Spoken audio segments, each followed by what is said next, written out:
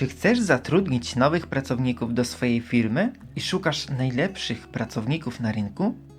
Mam na myśli również tych, którzy obecnie pracują u konkurencji. Jeżeli tak, to ten film jest właśnie dla Ciebie. Przede wszystkim witam Cię w kolejnym filmie i teraz chcę zająć się podczas tego filmu sprawą, która jest bardzo istotna, bardzo ważna dla wielu pracodawców. Mianowicie poszukiwanie nowych pracowników, najlepszych pracowników na rynku pracy.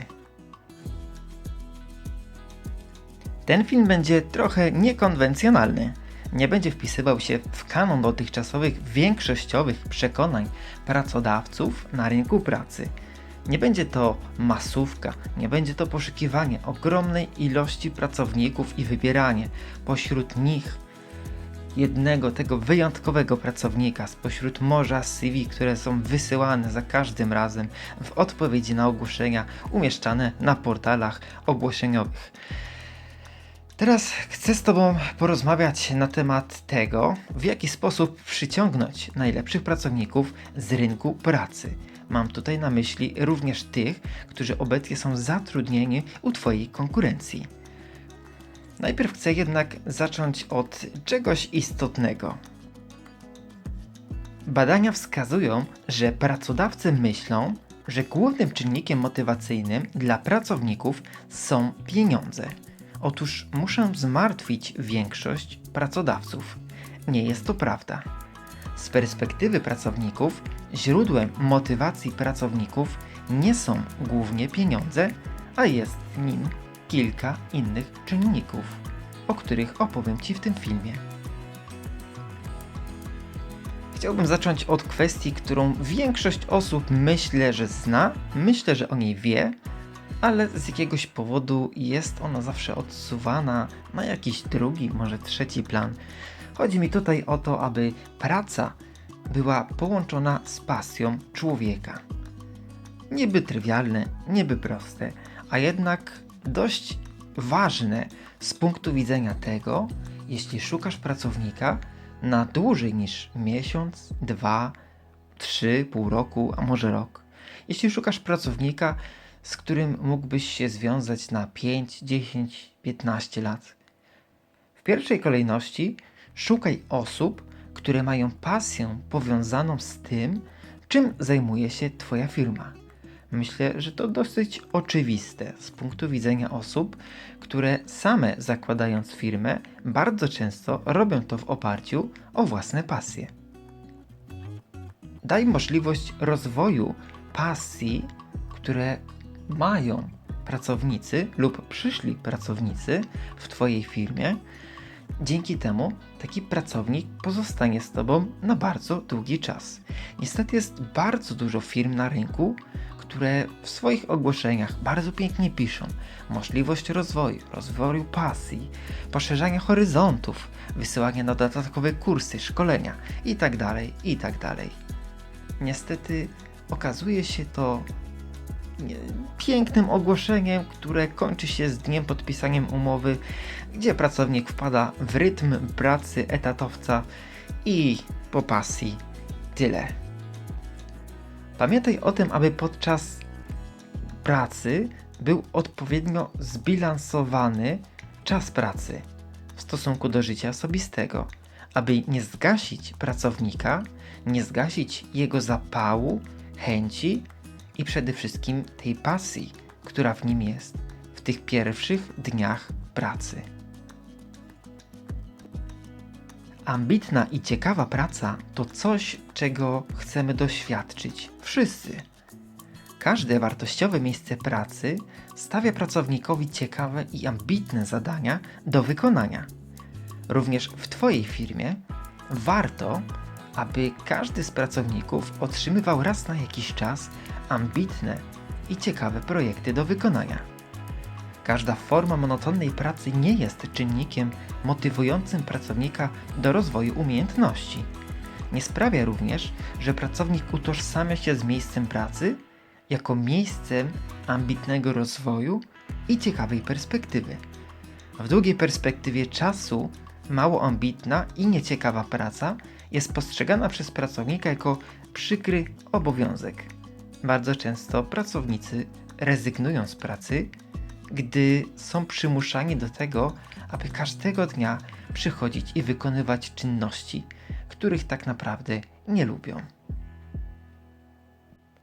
Co sądzisz o tych pierwszych wskazówkach? Uważasz, że to wartościowe, czy masz zupełnie odmienne zdanie? To jeszcze nie koniec filmu, nie martw się, ale już teraz chciałbym Cię prosić o to, abyś pozostawił łapkę w górę pod tym filmem. Jeżeli chcesz więcej takich filmów jak ten, zasubskrybuj mój kanał i przejdźmy do kolejnej wskazówki. Nie ma nic bardziej powszechnego niż ogłoszenia o pracy, w których znajduje się fraza wskazująca na to, że firma daje możliwość rozwoju i doskonalenia zawodowego pracownikom. Bardzo często te możliwości samokształcenia, rozwoju i doskonalenia zawodowego to bzdurne kursy wewnętrzne korporacji, które niestety niewiele mają wspólnego z realnym poszerzaniem umiejętności i kompetencji pracowników. Możemy zastanowić się tak naprawdę, dlaczego mało firm, nie mówię, że nie ma takich firm, które to robią, ale dlaczego bardzo mało firm wysyła pracowników na zewnętrzne, certyfikowane, często państwowe też, zewnętrzne takie szkolenia, które realnie wpływają na stopień rozwoju i doskonalenia zawodowego pracownika. Powód jest prosty.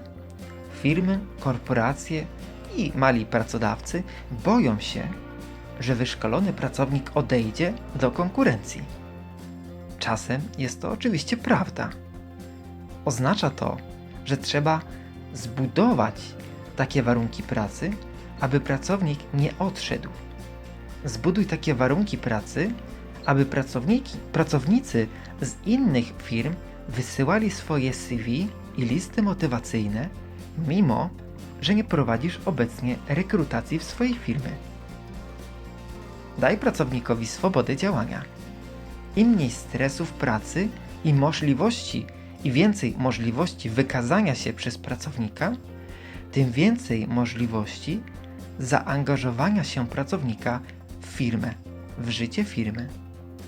Im bardziej pracownik zaangażuje się w firmę, tym mniejsza szansa, że będzie chciał zrezygnować z pracy i przejść do konkurencji.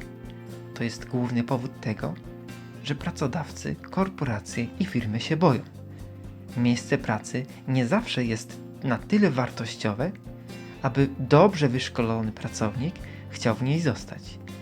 Skup się na tym, aby zbudować takie miejsce pracy, dzięki czemu będziesz miał 100% pewność, że pracownik pozostanie w firmie, gdzie jest świetna, sympatyczna atmosfera, gdzie są ciekawe, ambitne projekty, przy których może się rozwijać, może się wykazać, może włożyć swoje całe serce i zaangażować się na 100% w życie tej firmy. Oczywiście pamiętaj również, że realne słuchanie pomysłów pracowników wymaga nagradzania tych, którzy dostarczają Ci naprawdę dobrych pomysłów. Najlepsze z propozycji realnie wprowadzaj w życie. To jest najlepsza możliwość, aby wynagrodzić pracownika, nie pieniężnie. Wprowadzenie wspaniałego pomysłu, którego realizację możesz zlecić właśnie temu pracownikowi, który przyszedł z tym genialnym, wspaniałym, najlepszym z listy być może pomysłów, jest najlepszą rekompensatą spędzonego czasu dla tego pracownika. I teraz spędzonego czasu nad wymyślaniem tej koncepcji, tego projektu. To mam na myśli. I teraz zleć temu pracownikowi, który przyszedł z tym pomysłem, pieczę nad tym. Pamiętaj, że odpowiedzialność i zaangażowanie idą w parze z samozadowoleniem, samodyscypliną oraz rozwojem i doskonaleniem się pracownika podczas realizacji nowych projektów w firmie, a zwłaszcza tego jednego, który on sam zgłosił. Na samo zakończenie chciałbym porozmawiać z Tobą o jeszcze jednej ważnej rzeczy. Niech miejsce pracy będzie sympatyczne. I teraz, co składa się na to, że miejsce pracy jest sympatyczne?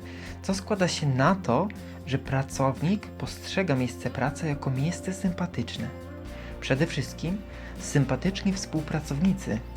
Ludzie, którzy próbują narzucać innym swoje zdanie tylko dlatego, że pracują chwilę dłużej, to nie są sympatyczni współpracownicy. To są bardzo często ludzie, którzy mają niskie poczucie własnej wartości i próbują dowartościować się w oparciu o to, że przez chwilę, dosłownie przez chwilę są dłużej w jakimś miejscu, pracują dłużej w jakimś miejscu. To jest sytuacyjna pewność siebie. Pamiętaj, że to Ty jesteś szefem i powinieneś dbać o odpowiednią atmosferę w pracy. Zrzucanie odpowiedzialności na innych nie jest rozwiązaniem sytuacji. Jest to ucieczka od problemu. Pamiętaj, że to Ty dobierasz kadry. To Ty dobierasz tych sympatycznych ludzi. Kiedy jest sygnalizowany problem, nie uciekaj od niego, rozwiąż go. Bądź gotów zwolnić ludzi toksycznych. Bądź gotów zwolnić tych, którzy być może są dobrzy, ale psują atmosferę w miejscu pracy. Zbuduj miejsce pracy, które pracownicy będą uznawali za drugi dom. Niby proste. Miejsce, od którego przychodzą z uśmiechem, miejsce, do którego przychodzą z uśmiechem na ustach i wychodzą z tego miejsca również mając uśmiech na ustach.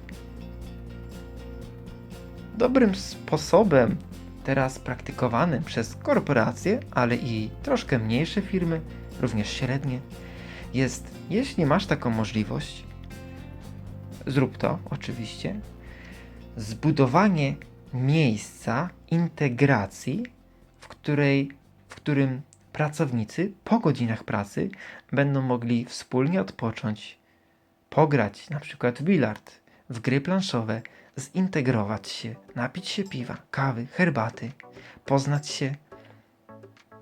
Polecam Ci rozważyć to, aby zainwestować, jeśli masz możliwość, właśnie w takie miejsce. Nic nie spaja więzi w miejscu pracy bardziej niż ludzie, którzy się rozumieją. Ludzie, którzy w oparciu o pozytywne emocje idą do pracy myśląc, znowu będzie fajnie, idę tam do tych wspaniałych ludzi, będziemy robić wspólnie wspaniałe rzeczy, będziemy się rozwijać, a do tego przy okazji będziemy zarabiać pieniądze. Czynnik, który jest przez pracodawców postrzegany jako główny, mianowicie zarobki, nie jest tym, co tak naprawdę jest w sercach pracowników.